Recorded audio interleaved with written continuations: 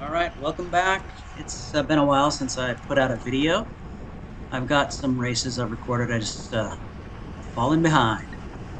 So this is Seward Park, and there's my friend Joe Skokin. Just wanted to call him out. He did really well at the Everett Performance Omnium. Ended up coming in second overall for the weekend. So super job, Joe.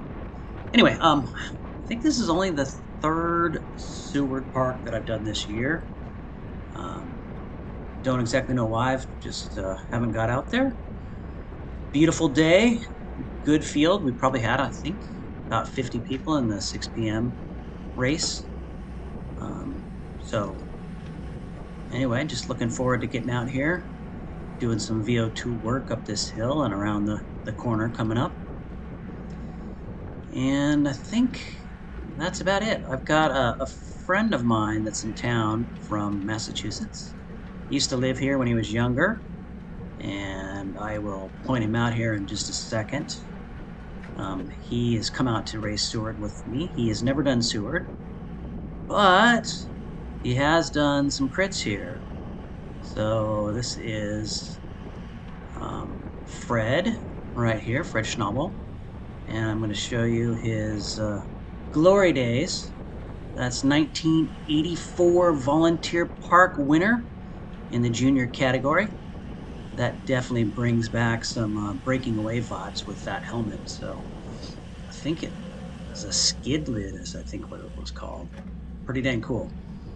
So fun to have Fred out here doing this, and hopefully he and I are going to try to get out and climb Mount Baker if the weather allows us to in this next coming week. Anyway, back to Seward Park. Yeah, it's been a while, like I said, since I've been doing this. I've been doing Pacific Raceways, but there's about a month break in Pacific Raceways, so I thought I would come back out here and try to get back some crit legs. I did not do as well in the Everett Performance Omnium as I had hoped. I just felt flat the whole weekend. I almost crashed on the first day in the final sprint. That may have taken me out of it a little bit mentally. When I was waiting for this race to start, I started talking to a guy who looked like he was racing, and I'll point him out here. Whoops, that's not it. Never mind. That's Chris Lloyd.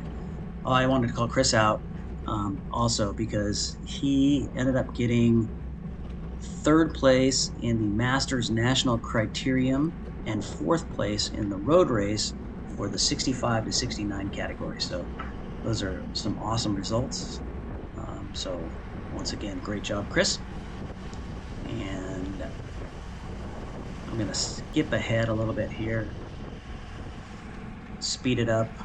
Just wanted to kind of go through and call out a couple people, and we'll move on till I actually do something in the race.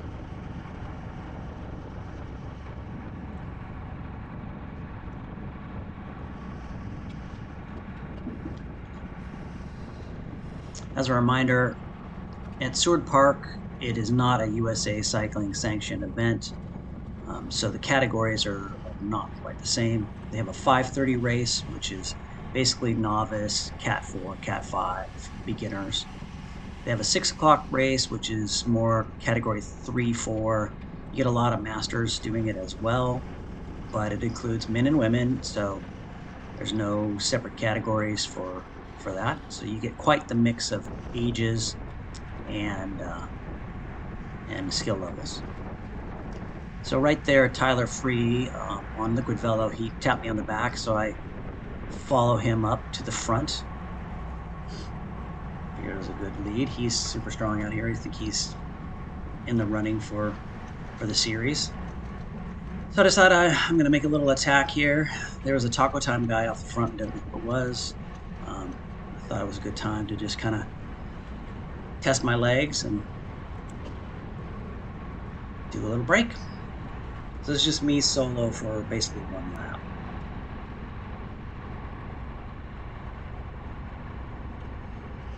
I have found that racing unattached is a little bit different. I often don't know what to do with myself in the races. I've been trying to race more conservatively, and kind of pick my spots in the race to attack, but I haven't found that to be too successful. I often find that if I try to race conservatively, that I just don't have the mental headspace. I just don't get in the right frame of mind to actually be aggressive when it comes to the final. And so I think I'm going to start racing stupid again. I was chased down there. There's Chris Lloyd again and somebody from Metier Cycling. I catch back up to them, but we're going to get counterattacked here in just a second by a Taco Time rider.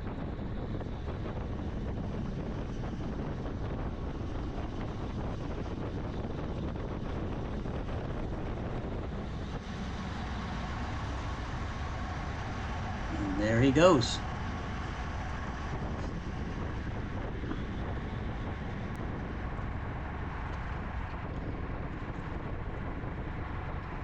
I don't think he made much progress. I don't think he was off that long. The peloton came around and decided to pick up the speed a little bit. This was a pretty fast evening. Felt pretty hard. I think in that breakaway lap that I did, I think that was my fastest lap of Seward Park. It's kind of crazy.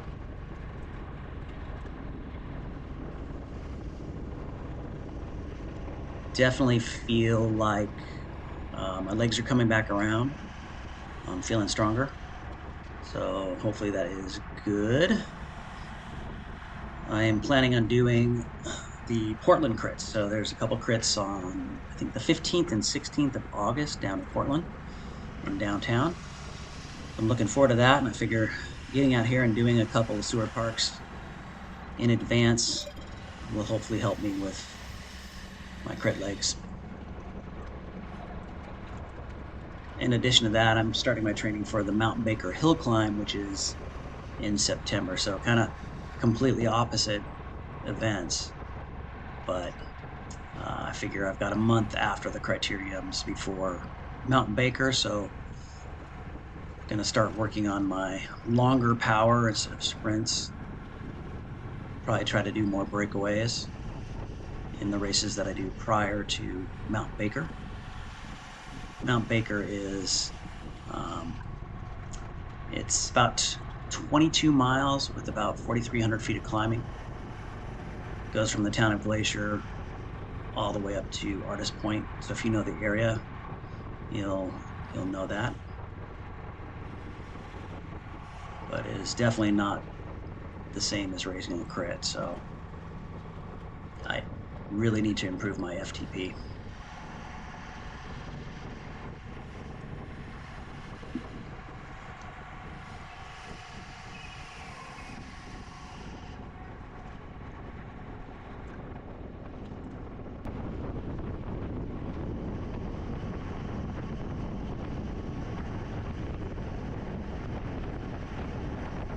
At Seward, when you're going counterclockwise like this, once you get to this point in the 6 p.m. race, it often slows down and spreads across the field, so you can carry a lot of speed.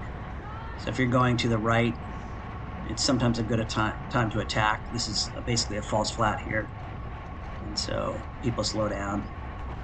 So I thought, like I said, I'm planning on doing more breakaways, so going for it again. This time I definitely don't get as much leash, and I'm chased down pretty quick by a couple Taco Time riders.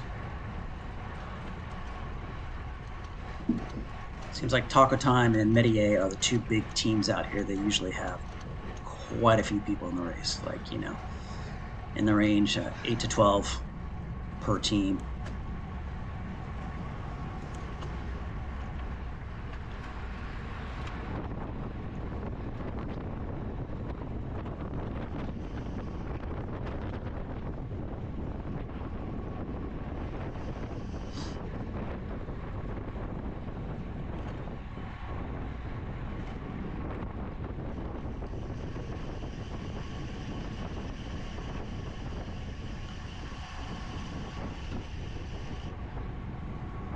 Probably should have try to stay with these guys longer, but I decided I didn't want to stick with this break. With the 2 Taco Time guys up there, I figure Medier is going to be trying to chase it down. So if it maybe would have been a Taco Time and a Medier, I would have tried a little harder. And there you go. There you go. Medier on the front. Taco Time following him. Got another Medier guy there. Another Taco Time. Another Medier.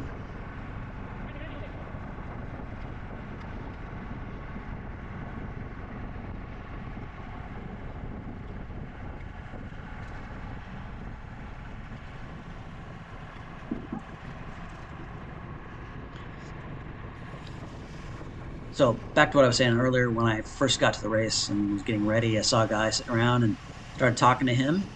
And it turns out his name is Brian 4, and I will point him out in this video just a little bit later. He grew up here in the Northwest, and he was back for a 40-year high school reunion, but he now lives down in Austin, Texas. And that's actually him right in front of me here. But he has his own YouTube channel, so I will put a link to it in the description. And he does a lot of the driveway series. So if you follow crit racing and cycling, you probably have heard of that, the driveway series down in Austin, Texas. It's, I think it's probably one of the bigger series in the nation. And I think Andrew Martin went down there this year and won the 40 plus in one of those races earlier this year. Thought I saw that on Instagram somewhere. All right, so now I have jumped ahead. We are basically coming into about 3 laps to go. I cut out a fair amount of the race just because I wanted to kind of get to the end. We basically, after that last breakaway, it basically stayed together. So here we go.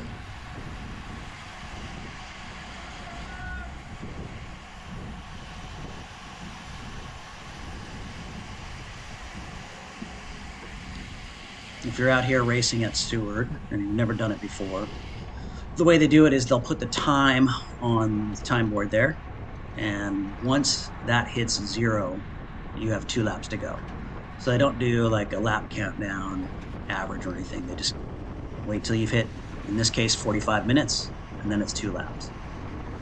I think the first time I came back and started racing at Seward, I forgot that, and I thought it was just a time limit, and saw the time getting down to about, I don't know, 3 minutes left to go, and I went as hard as I could, and then realized that, oops, I had about 4 laps to go instead of 2 laps to go.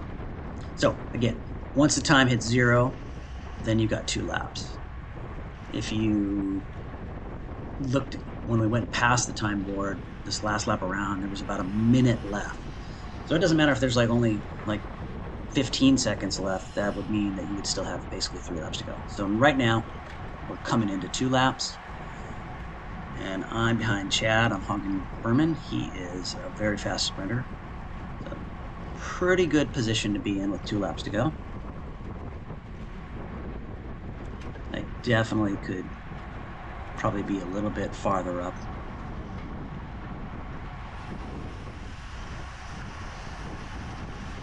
Always one of my issues at Seward is putting myself in a good position in these final 2 laps.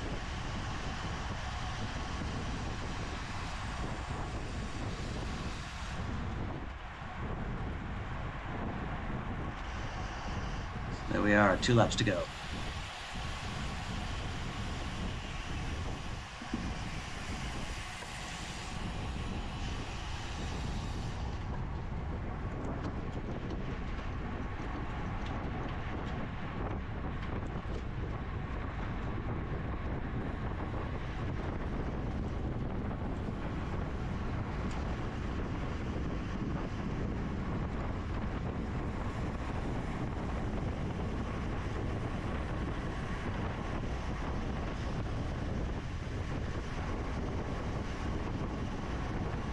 I really needed to try to move a little bit farther forward at this point, but kind of bunched up.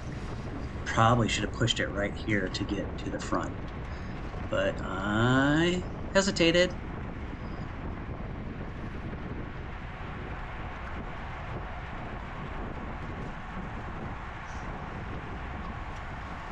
So I got Joe Skokin right there in front of me. I know he's been going well, so pretty good wheel to be on, but we're both too far back right now. And I'm losing spots.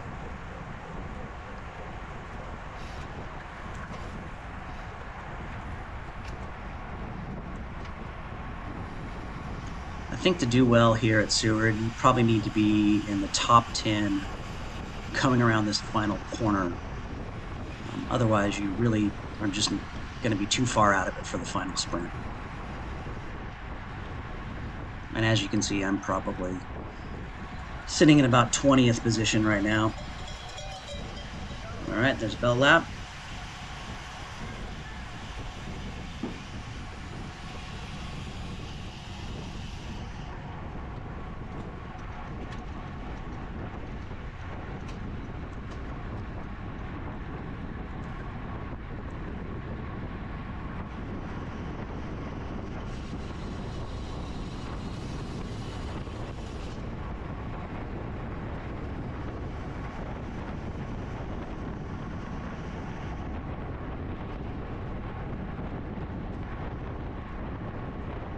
So there's Brian in front of me from Apex.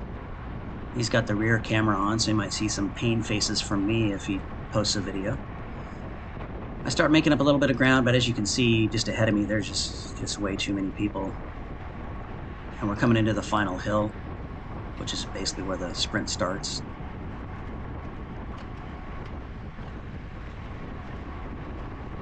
When I say sprint, you can see my power numbers there. And not much power left in my legs after a couple breaks.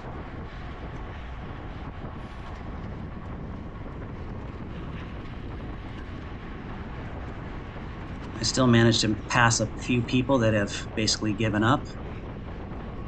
You know, I'll take every spot I can get. Only the top 6 really count for the series, but it's all about pride. Ultimately, I think I ended up about 9th, top 10 there. What a fun race.